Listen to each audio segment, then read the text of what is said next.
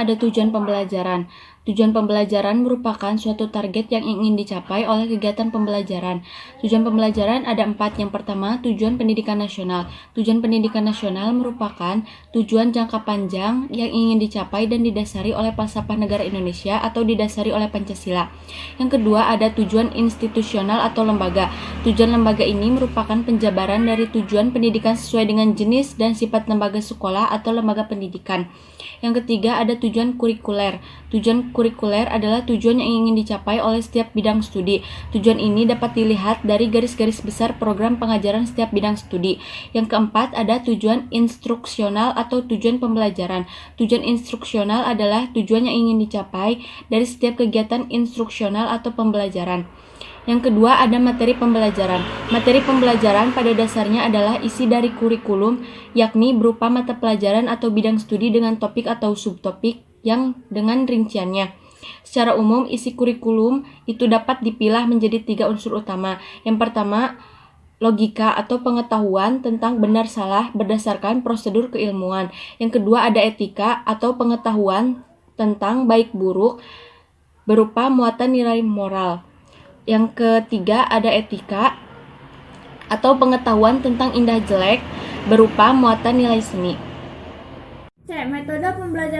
Metode pembelajaran adalah cara yang dilakukan oleh seorang guru untuk menyampaikan bahan ajar kepada siswa, atau metode pembelajaran juga didefinisikan sebagai cara untuk melakukan aktivitas yang tersistem dari sebuah lingkungan yang terdiri dari pendidikan dan peserta didik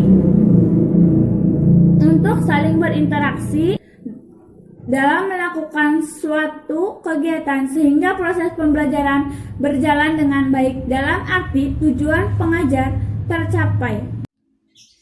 Poin yang selanjutnya adalah pembelajaran aktif, inovatif, kreatif, efektif, dan menyenangkan. Menurut Syah dan Karyadinata tahun 2009 halaman 1, PAIKEM didefinisikan sebagai pendekatan mengajar yang digunakan bersama metode tertentu dan berbagai media pengajaran yang disertai penataan lingkungan sedemikian rupa agar proses pembelajaran menjadi aktif, inovatif, kreatif, efektif, dan menyenangkan. Yang selanjutnya, adapun tujuan dari PAIKEM itu sendiri yaitu untuk membantu siswa mengembangkan kemampuan berpikir tahap tinggi, berpikir kritis, dan berpikir kreatif. Selanjutnya ada karakteristik PAIKEM.